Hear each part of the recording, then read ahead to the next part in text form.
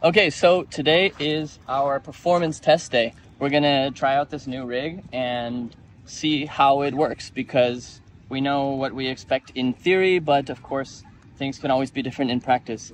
Here at Circus Land, where I'm doing these shows, we've only got 60 meters to work with. So this setup is more optimized for 70 meters plus, or at least that's the idea.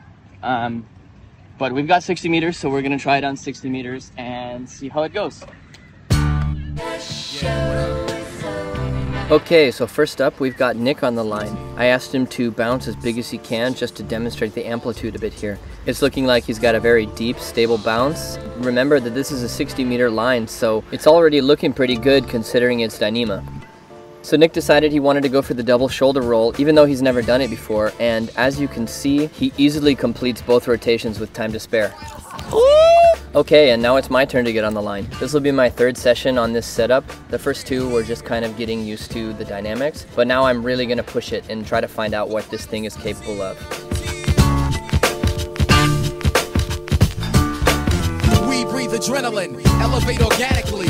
Life begins when the record spins and ends, blended into the next with scratches. RJ controls the canvas, I find the color that matches. Outline the rhyme and increase the content. Blueprint the piece that completes the concept. Sequence the song steps to make it more complex. Soul positioning, soul possession of soul position. Hold your breath and listen while I resurrect these 26 letters. A lesson to beginners that tend to pale in comparison. You're not ill, and if you are, my notepad's full of medicine. Plus my freestyle is etc. Take 2 rounds and call me back with a new style and show me you're prepared for the final frontier. We're here. The final frontier. We're here. The final frontier.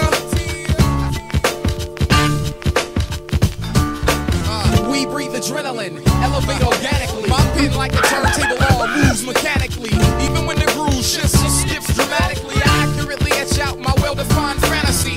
Across the skyline colored with sound, I move into position like a cumulus cloud. Acid rain slang, still a part of my MO since my first demo. Known as soap instrumentals with brainstorms, capable of breaking the form. Created by strange tongues that praise the norm. But while they make a living giving false testimony, I was sitting blessed the ceremony with an exercise, an exorcism. First I ride the rhythm, then I spit a venomous open mic sermon for the tri-vermin that had a hard time learning how to properly prepare for the final frontier. We're here. Woo. Yeah! What a say! Boom! It works! Alright, so that was extremely successful. I managed to land lots of cool combos and tricks. Many of them I hadn't even done before, so really cool to be able to have a 60-meter dyneema setup and have it work out so well. I did notice that with the dyneema setup, as opposed to the Paradigm Signature, that the amplitude was a little bit smaller, but that's to be expected. It did have more pop, and when I say pop, I'm talking about that feeling of having the line like pushing you at the top of the bounce still, rather than having it kind of slow down and be dead at the top of the bounce. One thing that we noticed that we thought was pretty strange, we tensioned it, sessioned it, retensioned it, sessioned it, retensioned it. We're doing 30-minute shows. I'm doing minimal bouncing during the show, probably 10, maximum 15 minutes of actual bouncing during the show. And during this time, the line is losing quite a bit of tension. So going from this 1.3 high tension to 1.1 or 1.08, which on a 60-meter line is very significant. It's different than what we were anticipating. We were expecting that because it's full dyneema, we would have a more consistent session, having it be the same tension throughout. We did not experience that at all. So the conclusion that we reached after discussing it, there's kind of 3 possibilities, and maybe a combination of all of them. One is the weave, the different weave of the Spider Silk Mark V versus the Paradigm Signature. Maybe just the weave itself is allowing for more stretch and then return. Even though the material itself has less elasticity, maybe the weave is allowing for more mechanical stretch and then returning. That's one of the ideas. The other one is maybe the dyneema itself.